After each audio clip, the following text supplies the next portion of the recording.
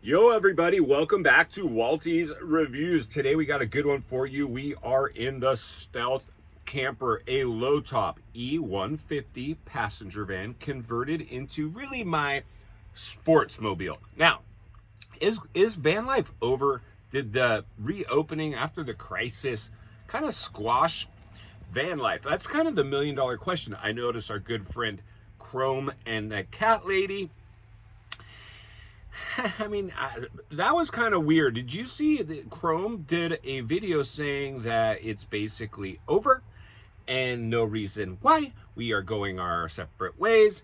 It was a little bit unsatisfying. Like, I'd like to know. It showed them hanging out, having a good time before they parted ways, but no explanation that I saw. Now, I don't watch either of their channels religiously, so if you know what happened, please leave it in the comments below. But one of the things that I believe, we'll take a look at this, my van here in a second. My van is like, I love van life. Every chance I get a chance to head out and be some kind of form of van life, I'm all over it. And so my van, like, I really, really dig it. I really would love to get, of course, a fully outfitted high top. But at this point, because I'm mainly overnighters, day trips, some lightweight camping, why? Now, the good news about the van, it is fully equipped as something that could, in fact, be livable. It's got the portable toilet. It's got the portable solar. It's got the fixed bed. It's got, filtration for water. I mean, it's got hunting gear. It's got a lot of stuff in the event you needed a bug out vehicle or just whatever emergency shelter. It would definitely work. You might not be exactly, living like a king, but who, like with van life, do you really, like, how many van life channels do you watch where they're just completely set up with all the creature comforts, luxury, glamping? No, you want to see more of, like, all right, kind of dirt bagging it, right? So, like I do, speaking of dirt bag, Chrome and the Catlady, I mean, I know I've seen her try to shower in her van. I see Chrome just does baby wipes. I've got a portable shower in this thing, but typically, like today, I'm going to show you here in a second, we're at a beach. My thing is typically I always take my van to the beach. I mean, it's either mountains or beach. Those are the two areas this van finds, sees the most. I don't do inner city dwelling. I've parked in some grocery store parking lots and crashed once while traveling, and it was fine. Massive rainstorm. It was actually quite cozy. But this thing, for me, it's really almost like my sports mobile. I use it. I got a motorcycle carrier. You can put the motorcycle carrier on the back. But the main thing about this van, all in, it was under 10 grand. So let's go ahead and flip this around. I am sitting in a swivel seat. I did buy the base and install that myself. Right now, what you see is just a bunch of gear for the beach. I got my little, lithium ion battery or whatever there. I'll plug it in at home, but if I need to charge, I can charge from a cigarette lighter or solar.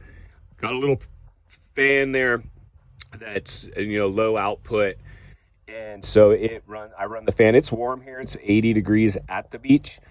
My bed platform is this plywood raised up with everything stowed underneath, all the stuff that's not used on a regular basis. Like we talked about, we've got memory foam. Just did a new memory foam topper. I did have a full legit bed, a house mattress in there.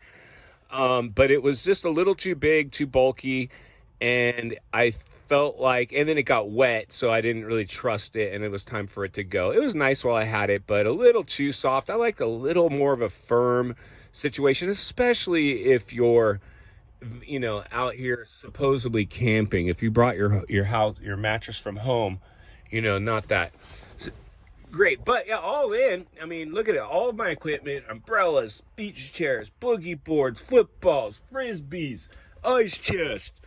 I mean, I don't know. I'm just having a hard time. Should I, in fact, go for a bigger van? Yeah, I mean, if I ever decide to pull it, I mean, look at this.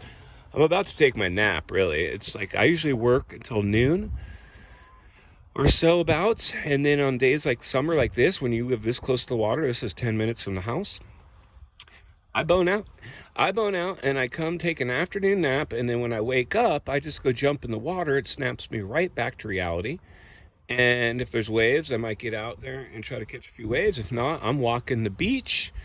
And then I hide from the house until sunset, and I go back when the sun's setting in the house. I can open it up and try to let it cool down.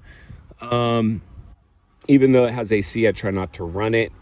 And yeah, that's pretty much what we got here. So is van life over? What's up with Chrome and the Catlady? I mean, come on, somebody let me know.